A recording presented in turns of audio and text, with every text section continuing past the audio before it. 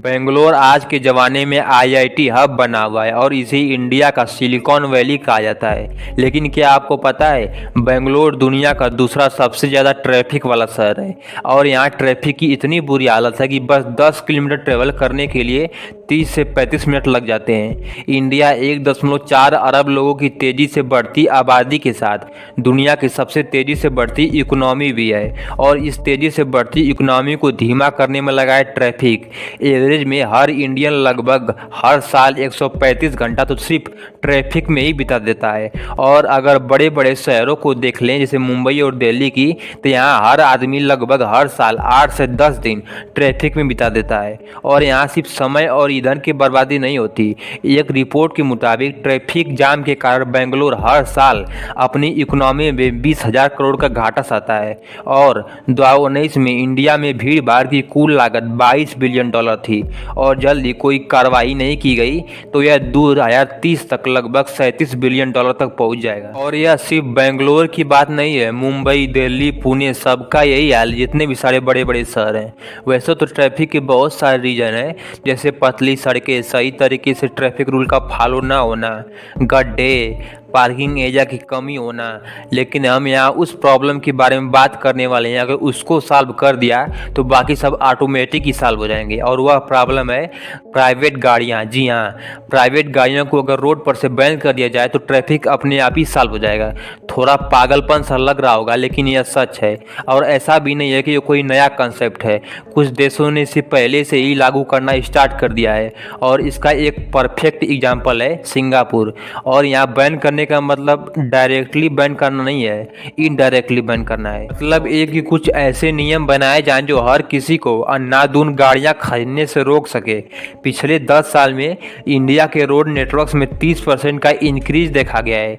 लेकिन हैरानी की बात तो ये है कि जितनी तेजी से रोड बन रहा है उससे 10 गुना तेजी से इंडिया के लोग गाड़ियां खरीद ले रहे हैं। इंडिया में हर दिन 51,000 नई गाड़ियां खरीदी जाती हैं। तो ये गाड़ियां जाएंगी कहाँ? हवा में तो जाएंगी नहीं, चलना इनको रोड ही पे है, तो जाहिर सी बात है ट्रैफिक बढ़ेगा ही। सरकार रोड बनाई जा रही है और लोग गाड़ियां खरीद के उसे भर दे रहे हैं। यहाँ दो रास्ते हैं, या तो सरकार तेजी से रोड बनाए या तो लोग गाड़ियां खरीदना बंद कर दे। और मुझे नहीं लगता कि पहला वाला रीजन पॉसिबल भी है, क्योंकि इंडिया की आबादी इतनी तेजी से बढ़ रही है। इंडिया के पॉपुलेशन में एक ऑस्ट्रेलिया के पॉपुलेशन के बराबर हर साल जनसंख्या ऐड हो जा रही है। ऐसे में सरकार चाहे जितना भी रोड बना ले, लोग नई नई गाड़ियां खरीद के उसे भर ही देंगे। और ऐसा भी तो नहीं है कि हर जगह सरकार रोड ही बना देगी, और चीज़ों के लिए तो जगह चाहिए ना। तो भैया एक ही रास्ता बचता है, रोड पर से प्राइवेट गाड़ियों को कम करो, सारा ट्रैफिक अपने आप ही सॉल्व हो जाएगा। और ऐसा भी नहीं है कि सीधे प्राइवेट गाड़ियों को बैन ही कर दो, क्योंकि अगर ऐसा हुआ तो लोग ट्रैवल कैसे करेंगे? जाहिर सी बात है पब्लिक ट्रांसपोर्ट से। और उसके लिए सबसे पहले हमें अपने पब्लिक ट्रांसपोर्ट को मजबूत करना होगा। और जो पब्लिक ट्रांसपोर्ट है उसमें बसेस, ट्रेन और मेट्रो ज़्यादा होना चाहिए। वो इसलिए क्योंकि एक बस लगभग 15 से 20 कार को सड़क पर से रिप्लेस कर सकती है और एक मेट्रो 30 से 40 बस को सड़क पर से रिप्लेस कर सकती है। और इस तरह से अगर हम प्राइवेट कार्स के बजाय मेट्रो और बस का यूज करने लगे तो सोचो कितनी जगह खाली हो जाएगी।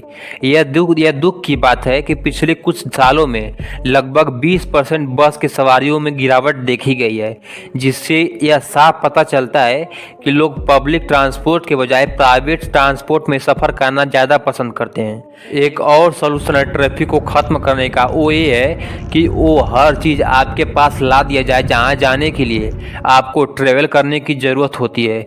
जैसे आपको गाड़ी का इस्तेमाल करते हो कहाँ जाने के लिए, हॉस्पिटल के लिए, ऑफिस के लिए, स्कूल के लिए या फिर शॉपिंग के लिए। इन्हीं कुछ चीज़ों के लिए आपको गाड़ी का इस्तेमाल करने की ज़रूरत होती है। ऐसा तो नहीं है ना कि आपको किसी दूसरे शहर जाना हो तो आप गाड़ी का इस्तेमाल करते हो। जैसे आपको मुंबई से दिल्ली जाना हो तो आप सीधे ट्रेन पकड़ लोगे, गाड़ी का इस्तेमाल थोड़ी करोगे। तो बस इन्हीं 3 या 4 चीज़ों के लिए आपको गाड़ी का इस्तेमाल करने की ज़रूरत होती है। तो इन कुछ चीज़ों को आपके घर के पास ही ला दिया जाए, वॉकिंग डिस्टेंस पे हो, तो आप सीधे चल के चले जाओगे, गाड़ी उठाने की ज़रूरत ही नहीं होगी। तो सीधी से बात है ट्रैफिक होगा ही नहीं। और हैरान कर देने वाली बात तो ये है कि इंडिया में सिर्फ 8% लोग ही कार ओन करते हैं और जिस दिन यह नंबर 25 से 30% हो गया तो क्या हाल होने वाला है। एक बार सोच के देखिए, जिस तरह से हमारी जनसंख्या बढ़ रही है, गवर्नमेंट चाहे जितना भी चौड़ी चौड़ी सड़क बना ले उसे भर ही जाना है, तो क्या हम अपने हमारे शहर के जो स्पेस है उसका इस्तेमाल पार्क बनाने के लिए, गार्डन बनाने के लिए, उसका इस्तेमाल चलने के लिए अच्छी अच्छी जगह बनाने के लिए करें या फिर कार्स के लिए रोड बनाने के लिए करें। सिंपल सी बात है, लोग अगर प्राइवेट गाड़ियों के बजाय हमारे शहरों में बस और मेट्रो का इस्तेमाल करने लगें तो ट्रैफिक अपने आप ही कम हो जाएगा। और जितना ज़्यादा लोग प्राइवेट गाड़ियों का इस्तेमाल करेंगे ट्रैवल करने के लिए, उतना ज़्यादा ही रोड बनाना पड़ेगा और उतना ज़्यादा ही कम जगह बचेगी और चीज़ों के लिए। लेकिन सबसे बड़ी बात तो ये है कि पहले गवर्नमेंट को पब्लिक ट्रांसपोर्ट को एकदम कंफर्टेबल बनाना होगा और यह हमारे देश के कोने कोने में जाती हो, जहां पब्लिक ट्रांसपोर्ट नहीं पहुंच पाएगा वहां लोग प्राइवेट गाड़ियों का इस्तेमाल करेंगे ही।